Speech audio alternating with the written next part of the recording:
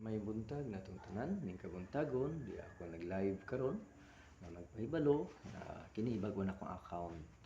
Ako po usa sa alagad sa Gamnan Family of God, usa ka ministro o pastor no na nagpaabot kaninyo kitang tanan nga mga nguntang anak sa Dios ning kalibutan na naglaom ko nga magtinabangay ngunungay sa buhat nga maayo ug respeto. Dili nato ingon tandauton atong isig ka tawo. Kay ang gusto sa Ginoo ang gugma ipairal, gugma nga dunay respeto, no? Kinahanglan kita magmatngon karong panahon ug kinahanglan kita usab magtambayayungay sa pagbuhat sa kaayuhan. Guspon ko mga igsuon, kami sa grupo sa Ramnan Family of God, adunay mga pagtulun-an nga maayo nga makahatag sa gitawag hingpit nga kaluwasan. Subaybayan ninyo ni pirmi, no? Kalbi na ako karon nga nag-live.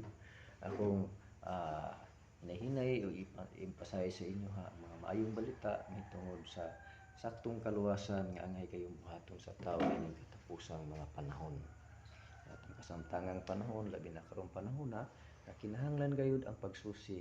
Kay na nga no, kita nakibalo na kita og nasayod labi na sa mga tanaw nato sa mga social media no, sa YouTube. Kay high-tech naman taron.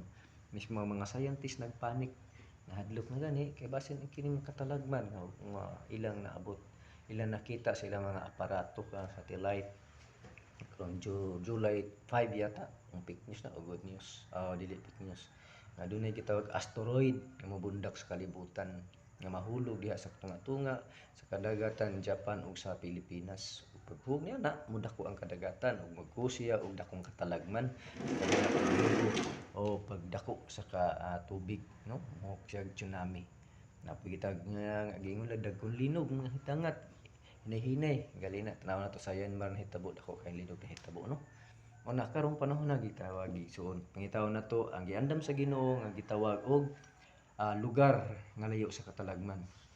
Sumala sa nasulat sa Isaias 32:18 no agi nay sifting lugar nga giandam ang Dios para siyang katawhan nga dili tanan pud mahurot sa kalibutan nga mga tao giandaman niya na aron ikaw igsug higala kita nga ituo nga dunay Dios gamahanan sa tanan nga atong amahan siya gimahal nagmahal nato mahalon pud nato siya og pagkaon respetohon ug atong isig katawo ato siyang respetohon inintak naa ni igsug higala malawmon ko nakatutag tayong pagtulun-an at Dios sa Dios kitang tanan panalanginan.